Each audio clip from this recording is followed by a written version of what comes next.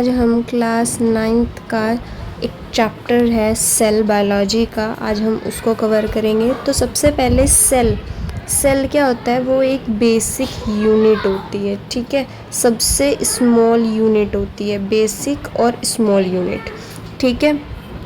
तो बेसिक और small unit है, उससे ही हमारे देखो बहुत सेल क्या है, एक तरीके से आप समझ सकते हो कि बज्जर है, ठीक है, बहुत छोटे छोटे हैं, फिर वो इकट्ठे करेंगे तो एक ग्रुप में आएगा, ठीक है। तो ग्रुप ऑफ सेल्स को हम बोलते हैं टिश्यू, ठीक है। पहले हमारा आता है सेल, ठीक है। सेल मान लो हमारा बहुत छोटा सा है।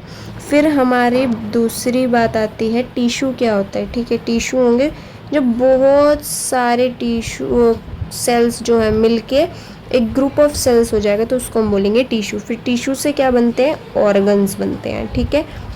ये सबसे बेसिक चीज़ है। फिर टिश्यू, जैसे ये एक टिश्यू बन गया, फिर ये टिश्यू, ये टिश्यू, ये टिश्यू, ये टिश्यू, टिश्यू मिलके फिर क्या बनाएंगे? ऑर्गन्स बनाएंगे। अब जैसे मैं आपको समझाऊं तो मान लो जैसे आप घर बना रहे हो, ठीक है। एक ईंट लगा दिया आपने, जो ये ईंट हो गई, ये हो गई आपकी सेल। फिर जैसे ईंट को मिला के आपने एक दीवार बना दी, ठीक है। एक दीवार को हम बोलेंगे टिश्यू, ठीक है। फिर इन टिश्यू को मिला के आपने एक पूरा बना दिया बड़ा घर, ठीक है। उस घर को हम बोलेंगे ऑर्गन। क्या क्लियर है सभी को? जिसको डाउट हो कमेंट बॉक्स में लिख देना, हम दोबारा समझाएंगे उसको, ठीक है। तो जो एक ईंट होगी वो होगी हमारी सेल। फिर जब ग्रुप ऑफ ईंट यानी कि बहुत सारी ईंट मिलके एक दीवार बना देंगे उसको हम बोलेंगे टिश्यू। फिर जो बहुत सारे टिश्यू मिलके एक पूरा घर बना देंगे, बहुत सारी ईंट मिलके एक घर बना देंगी, उसको हम बोलेंगे ऑर्गन। क्या सभी को मेरी बात क्लियर है?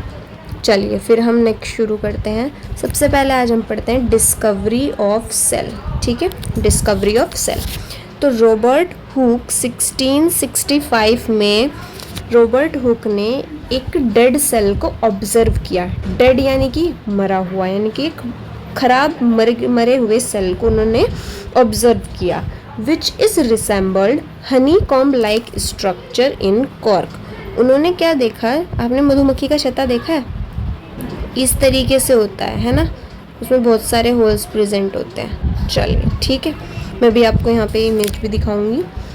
तो ये जो हनी कॉम्ब जैसा यानी कि मधुमक्खी के छत्ते जैसा स्ट्रक्चर उन्होंने इसमें पाया, ठीक है। फिर नेक्स्ट लाइन देखते हैं हम। He called these boxes cells. जो ये तो मधुमक्खी का पूरा छत्ता हो गया, इसमें जो ये छोटे छोटे उनको बॉक्स मिले, इन बॉक्स को उन्होंने सेल्स बोला, ठीक है। यानी कि ये पूरा जो बॉक्स हुआ है इसको टिश्यू बोलेंगे हम, ठीक है। For an example tissue.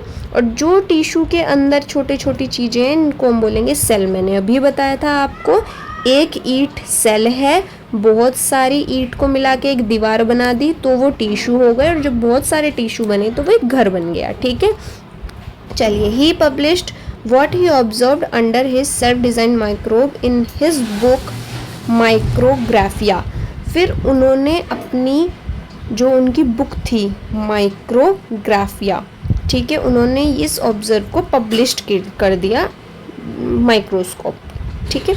अब नेक्स्ट जो हमारे साइंटिस्ट आए एंटन वैन ल्यूवेनहुक, किसमें? 1674 में। उन्होंने फर्स्ट टाइम बताया, ऑब्जर्व किया कि लिविंग सेल्स इन पॉन्ड वाटर में लिविंग सेल्स हैं, ठीक है। इन्होंने ये चीज़ ऑब्जर्व की। फिर नेक्स्ट साइंटिस्ट आए रॉबर्ट ब्राउन 1831 में। उन्होंने न्यूक्लियस डिस्कवर कर दी। अब देखो न्यूक्लियस क्या है, माइटोकॉन्ड्रिया क्या है, ये सब आपको सेल के स्ट्रक्चर में पता चलेगा, ठीक है। तो अभी हम बात कर रहे थे यहाँ पे न्यूक्लियस की, उन्होंने न्यूक्लियस बता दिया था, ठीक है। जिसने जो चीज़ बताई पहले आप वो याद करेंगे, फिर उसके बाद हम इसको डिटेल में पढ़ेंगे, ठीक है। अब डुजार्डिन 1835 ने डिस्कवर किया living semi fluid substance of cell and named sarcode. उन्होंने एक फ्लूइड सब्सटेंस सेल का देखा, ठीक है, डिस्कवर कर दिया। फिर J.E. पुरकिंज 1839 में यूज द टर्म प्रोटोप्लाज्म, उन्होंने प्रोटोप्लाज्म टर्म को यूज़ किया इस सैरकॉड के लिए, यानी कि जो ये सेमी फ्लड था इन्होंने ये डिस्कवर किया। फिर J.E. पुरकिंज ने इसको प्रोटोप्लाज्म नाम दे दिया, यानी कि उसका नामकरण कर दिया। ठीक है, कि कौन से ईयर में? 1839 में। It is living matter present inside the cell, ये एक मैटर है, लिविंग मैटर, जो कि सेल के अंदर, मान लो ये सेल है तो इसके अंदर प्रोटोप्लाज्म भरा हुआ है। ठीक है, और ये एक फ्लड लाइक सब्सटेंस है। फिर यहाँ पे 6th Huxley 1868 called protoplasm the physical basis of life, ये एक फिजिकल बेसिस ऑफ लाइफ है। देखो प्रोटोप्लाज्म तो इन्होंने दे दिया, सेमी फ्लड इन्होंने बता दिया था, न्यूक्लियस इन्होंने बता दिया, और लिविंग सेल्स पॉन्ड वाटर में है एंटोन वैन ल्यूवेनहुक ने बता दिया था। ठीक है, और उससे पहले हमारा इन्होंने क्या बता दिया था, रॉबर्ट हुक ने, कि एक डेड सेल ऑब्जर्व किया, हनीकॉम्ब लाइक स्ट्रक्चर, और उसको उन्होंने बता दिया। अब हम बात करते हैं रूडोल्फ विर्चो की। 1855 में जर्मन पैथोलॉजिस्ट थे वो, उन्होंने इस्टेब्लिश्ड किया that all cells arise from pre existing cells. Pre existing का मतलब होता है जो पुराने सेल्स हैं उसी से हमारा नया सेल बन रहा है। ठीक है, वो एक कौन थे? जर्मन पैथोलॉजिस्ट थे। कौन? रूडोल्फ विर्चो, जिन्होंने क्या बताया कि जो सेल है वो प्री एग्जिस्टिंग सेल से ही बन रहा है। ठीक है, अब देखो यहाँ पे जो हमारे सेल्स हैं वो हमारे दो टाइप के बन जाते हैं, एक होता है आपका प्रोकैरियोटिक, एक होता है आपका यूकैरियोटिक। ठीक है, अब हम प्रोकैरियोटिक और यूकैरियोटिक में भी डिफरेंस देखेंगे। सबसे पहले आप प्रोकैरियोटिक का यहाँ पे स्ट्रक्चर समझ लीजिए। देखो प्रोकैरियोटिक सेल है, इसमें जो आपको ये यहाँ पे देखो सेल वॉल कहाँ पे दिखाई दे रही है, ये वाला हिस्सा जो है ये सेल वॉल का हिस्सा है। फिर यहाँ पे इससे थोड़ा सा ऊपर चलते हुए प्लाज्मा मेम्ब्रेन है। अब यहाँ पे एक चीज़ देखना आप लोग, इसको मैं थोड़ा सा बड़ा कर देती हूँ, और जो आप ये वाला पार्ट देख रहे हो ये है आपका सेल वॉल, और जो ये वाली लाइन है ये है आपकी प्लाज्मा मेम्ब्रेन। तो इसमें कंफ्यूज नहीं होना कि ये और ये एक साथ है।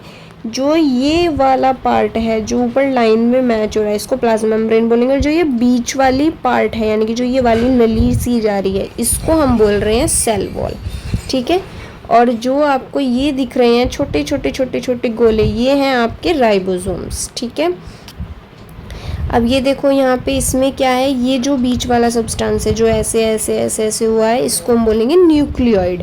ठीक है, न्यूक्लियोइड। अब यहाँ पे इन्होंने एक चीज़ नहीं बोली, इसको हम क्या बोलते हैं यहाँ पे? फ्लैजिला। क्या बोलेंगे हम इसको? फ्लैजिला बोलेंगे। ठीक है, ध्यान रखिएगा ये क्या है हमारा? फ्लैजिला। अब हम नेक्स्ट बात करते हैं। देखो इसमें आता है प्लांट सेल और एनिमल सेल। ठीक है, अब हम प्लांट सेल और एनिमल सेल का स्ट्रक्चर भी देख लेते हैं। तो प्लांट सेल और एनिमल सेल का स्ट्रक्चर कैसे देखें हम? देखो आपको ये स्ट्रक्चर कुछ इस तरीके से दिखाई दे रहा है। अब देखो इसमें राइबोसोम्स कहाँ पे हैं? कहाँ पे हैं राइबोसोम्स? जो छोटे छोटे डॉट डॉट दिखाए थे इसमें भी वो डॉट डॉट है तो वो राइबोसोम्स हो गए। नेक्स्ट फिर देखें हम लाइसोसोम्स। ये देखो लाइसोसोम्स ये रहे, ये वाला पार्ट। फिर इसकी न्यूक्लियस ये रही, देखो न्यूक्लियस दिख रही है ना यहाँ पे, ये बीच में जो पर्पल वाला पार्ट है ये न्यूक्लियस है।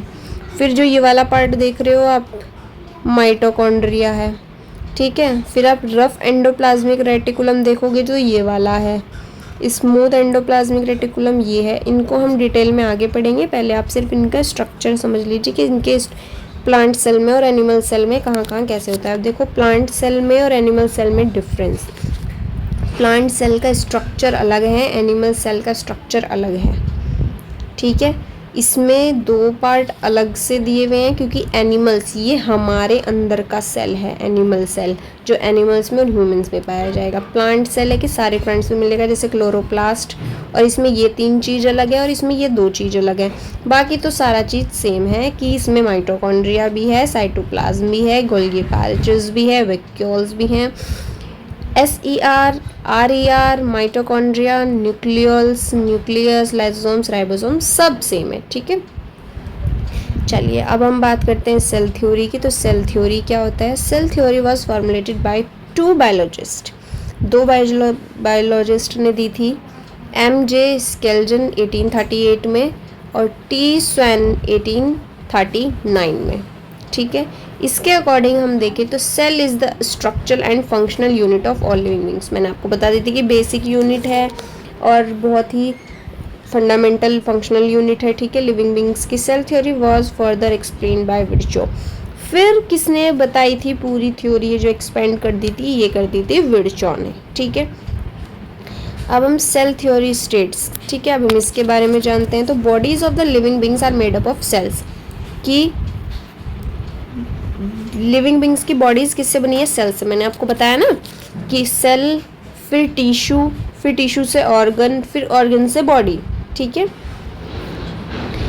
बॉडी से आप ऐसा समझ लो कि मैंने ईंट वाला एग्जांपल दिया था, तो ईंट आपके सेल्स हो गए, फिर जो उसमें आपने दीवार बनाई वो आपकी टिश्यू हो गया, फिर जो आपने पूरा मकान बना दिया वो क्या हो गया? आपके ऑर्गन्स हो गए। अब वो ऑर्गन्स फिल भी तो होंगे, फिर जो पूरा जो एक नया घर बन के तैयार होगा, आपका पेंट वगैरह XYZ जो काम होता है वो सब आपका बॉडी है, ठीक है। अब activities of an organism are the sum total activities of its cells. जो एक्टिविटीज सेल में हो रही होंगी वो एक्टिविटीज ऑर्गेनिज्म होंगी। Every new cells arises from pre existing cell, pre existing cell से न्यू सेल्स जो है अराइज किससे हो रहे हैं? प्री एग्जिस्टिंग सेल्स से हो रहे हैं, ठीक है। जो एक्टिविटीज ऑर्गेनिज्म कर रहे हैं वो सम किसका है? एक्टिविटीज ऑफ सेल्स का, यानी कि जो सेल्स में एक्टिविटीज हो रही है उसी की वजह से ऑर्गेनिज्म में भी एक्टिविटी हो रही है, ठीक है। अब हम बात करते हैं बेसिक स्ट्रक्चर ऑफ सेल, ठीक है। स्ट्रक्चर ऑफ सेल, इसमें आपके दो आते हैं। पहला आता है आपका सेल मेम्ब्रेन, सेकंड आता है आपका प्रोटोप्लाज्म।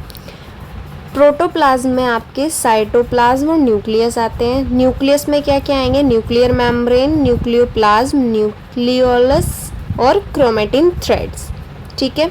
इधर आपके साइटोप्लाज्म में साइटोसोल और सेल ऑर्गेनेलीज, आपकी सेल ऑर्गेनेलीज इंपॉर्टेंट होती हैं। Single membrane, double membrane and non membrane, ठीक है। सिंगल वाली कौन सी होंगी? Endoplasmic reticulum, Golgi apparatus, Golgi body या फिर लाइसोसोम्स, ठीक है। इसको कोई कोई गोल्जी बॉडी भी बोलता है। फिर डबल मेम्ब्रेन में आपका प्लास्टिड और माइटोकॉन्ड्रिया, और इसमें आपका नॉन मेम्ब्रेनियस में राइबोसोम्स, सेंट्रोमर्स, ठीक है। अब हम नेक्स्ट बात करते हैं, ये था आपका पूरा स्ट्रक्चर ऑफ सेल। के स्ट्रक्चर में ये होते हैं, सेल में ये चीज़ होती है, उसके स्ट्रक्चर उसके बारे में हमने पढ़ा। अब हम इसको डिटेल में समझते हैं। जैसे प्लाज्मा मेम्ब्रेन क्या होती है? All living cells have a plasma membrane that encloses their contents. सभी लिविंग बींग्स में जो है प्लाज्मा मेम्ब्रेन होती है जो एनक्लोज करती है उसके कंटेंट्स को, ठीक है। It is a flexible and made up of organic molecules called lipid, protein and small fraction of carbohydrates. ये बहुत फ्लेक्सिबल होती है और ऑर्गेनिक मॉलिक्यूल से बनी होती है। ऑर्गेनिक मॉलिक्यूल में जैसे लिपिड्स हो गए, प्रोटीन्स हो गए और स्मॉल फ्रैक्शंस ऑफ कार्बोहाइड्रेट्स, यानी कि छोटा सा फ्रैक्शन होगा किसका? कार्बोहाइड्रेट्स का। अब हम flexibility enables the cell to engulf in food and other materials. इसकी फ्लेक्सिबिलिटी किस में इनेबल होती है? सेल की फूड को इंगल्फ करने में और अदर मटेरियल्स में। एंडोसाइटोसिस एग्जाम्पल जैसे अमीबा है। It serves as a semi permeable और selective permeable barrier to the outside environment, ठीक है। इसका आउटसाइड इन्वायरमेंट के बैरियर के लिए इसमें सेमी परमिएबल या फिर सेलेक्टिवली परमिएबल होती है इसमें मेम्ब्रेन। अब next, the plasma membrane is permeable to specific molecules, however it allow nutrients and other essential elements enter the cell and waste material to leave the cell. जो plasma membrane है वो permeable है specific molecules, however ये allow करती है nutrients को और other essential elements को जो सेल में एंटर होते हैं, और वेस्ट मटेरियल्स को सेल से लीव करती है, ठीक है। अब स्मॉल मॉलिक्यूल्स जैसे ऑक्सीजन है, कार्बन डाइऑक्साइड है, वाटर है, are able to pass freely, ये फ्रीली पास हो जाते हैं मेम्ब्रेन के। But the passage is larger molecules, जैसे लार्जर मॉलिक्यूल्स का पैसेज है अमीनो एसिड्स और शुगर्स का, उसको ये केयरफुली रेगुलेटेड करती है। ठीक है, अब देखो प्लाज्मा मेम्ब्रेन के स्ट्रक्चर की बात करते हैं, तो प्लाज्मा मेम्ब्रेन का स्ट्रक्चर ये है। ठीक है, ये बहुत इंपॉर्टेंट स्ट्रक्चर है, ये बहुत आगे तक आता है। ठीक है, तो अब हम अगर इसमें देखें यहाँ पे, ये देखिए आपकी यहाँ पे कार्बोहाइड्रेट चेन होती है। ठीक है, फिर यहाँ पे आपकी ये जो आपको नज़र आ रही, ये होते हैं आपके अल्फ़ा हेलिक्स प्रोटीन। ठीक है, ये इसमें होते हैं आपके कोलेस्ट्रॉल। ठीक है, फिर ये होगी आपकी outer membrane, proteins, inner membrane, hydrophobic region, ये वाला जो पार्ट होता है। अब देखो यहाँ पे दो वर्ड आते हैं, एक आता है आपका हाइड्रोफिलिक और एक आता है आपका हाइड्रोफोबिक। फिलिक का मतलब होता है लव। ठीक है, यानी कि हाइड्रा यानी कि वाटर, यानी कि वाटर से प्यार करने वाला। ठीक है, तो जो ये बाहर वाला पार्ट होता है ये हाइड्रोफिलिक होता है। ठीक है, लविंग, पानी से लविंग। ठीक है, और जो ये हाइड्रोफोबिक वाला रीज़न होता है, हाइड्रोफोबिक यानी कि फोबिया यानी कि डर। ठीक है, तो ये पानी से डरते हैं, तो इसलिए जो अंदर वाला पार्ट होता है इसका, वो होता है आपका हाइड्रोफोबिक रीजन। यहाँ पे आपके प्रोटीन हो गए, इनर मेम्ब्रेन हो गई, कोलेस्ट्रॉल हो गया, अल्फा हेलिक्स प्रोटीन हो गए, और ये आपकी आउटर मेम्ब्रेन और कार्बोहाइड्रेट चेन हो गई। चलिए अब हम नेक्स्ट पे बात करते हैं प्लाज्मा मेम्ब्रेन के फंक्शन। इसका इतना ही स्ट्रक्चर है, आप इतना याद कीजिए। इसका एक स्ट्रक्चर आप ऐसे भी बना सकते हैं, मैं आपको दिखा देती हूँ बना के। फॉर एन एग्जाम्पल अगर हम देखें यहाँ पे,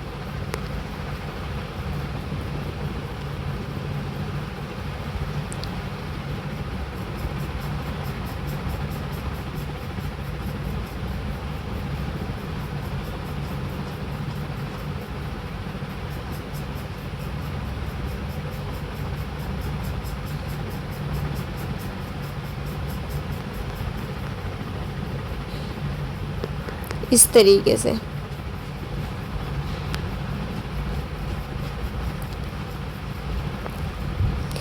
यहाँ पे सर्कल सर्कल सर्कल, और जिस तरीके से ये प्रोटीन की लेयर बीच में लगी है, आप प्रोटीन लगा देंगे।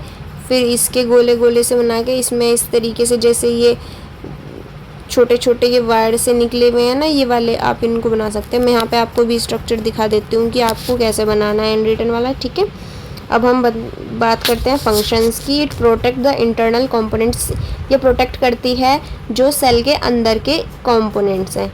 प्रोवाइड करती है शेप, किसको, सेल को। अलाउ करती है material to enter and leave the cell through the tiny holes called pores, जिनको हम पोर्स बोलते हैं। उनकी मदद से क्या होता है, इसमें मटेरियल्स एंटर और लीव होता है। अब सेल वॉल क्या होती है, ये आउटर मोस्ट रिजिड लेयर है, फ्रीली परमिएबल लेयर है, जो आउटसाइड द प्लाज्मा मेम्ब्रेन के बाहर पाई जाती है। सभी प्लांट सेल्स में होती है, बैक्टीरिया में होती है, ब्लू ग्रीन एल्गी में होती है, किसी प्रोटिस्ट और ऑल फंजाई में होती है। ठीक है, एब्सेंट होती है एनिमल सेल्स में, सेल वॉल एनिमल सेल में नहीं होती। Cell wall permit the cells of plants के सेल्स में होती है सेल वॉल, फंजाई में होती है, बैक्टीरिया और withstand very dilute hypotonic external media without bursting. इसमें बस्ट नहीं होता, यानी कि फटता नहीं है जो मटेरियल है या फिर एक एक्सटर्नल मीडिया है। ठीक है, अब हम बात करते हैं इसके स्ट्रक्चर और फंक्शन की। तो cell wall of plant cells is formed of a fibrous polysaccharide called cellulose, while it is formed of peptidoglycan in bacteria and blue green algae। अब देखो सेल वॉल जो प्लांट सेल्स की है वो formed हो रही है ऑफ अ फाइब्रियस पॉलीसेक्राइड से, जिसको हम बोल रहे हैं सेलुलोस। जब ये फॉर्म्ड हो रही है पेप्टिडोग्लाइकन बैक्टीरिया में और ब्लू ग्रीन एल्गा में। ठीक है, अब ये फॉर्म्ड हो रही है chitin in most of the fungi, जो ये फंजाई है किससे फॉर्म्ड हो रही है, चाइटिन या फिर काइटिन इसको बोल सकते हो आप। फिर cell wall is a protective supportive coat है, प्रोटेक्टिव है, सपोर्टिव कोट है। It provide a definite shape to the cell, ये एक डेफिनेट शेप देती है सेल को। ठीक है, सेल को दे रही है, और वो किसको दे रही थी, पूरा शेप सेल को, कौन, प्लाज्मा मेम्ब्रेन। ठीक है, न्यूक्लियस क्या है? Head quarter of the cell हम इसको बोलते हैं। रॉबर्ट ब्राउन ने इसको डिस्कवर किया था। न्यूक्लियस एक double membrane bound dense protoplasmic body है जो कंट्रोल कर रही है पूरे सेलुलर मेटाबॉलिज्म को और एनक्लोज कर रही है जेनेटिक इंफॉर्मेशन सेल्स को। Nucleus is considered as controller और डायरेक्टर ऑफ द सेल। इसको हम कंट्रोलर या डायरेक्टर ऑफ द सेल बोल सकते हैं। Structure it is made up of following 4 components. 4 component से मिलके बनती है। न्यूक्लियर मेम्ब्रेन, न्यूक्लियर एनवलप या फिर कैरियोथिका, न्यूक्लियर सैप, न्यूक्लियोप्लाज्म, कैरियोलम्फ, न्यूक्लियोलस और क्रोमेटिन थ्रेड्स। ठीक है, अब हम बात करते हैं न्यूक्लियस की। तो देखो न्यूक्लियस कुछ इस तरीके का पार्ट है। जो ये आपको बीच में यहाँ पे बड़ा सा पार्ट दिखाई दे रहा है, ये न्यूक्लियस है।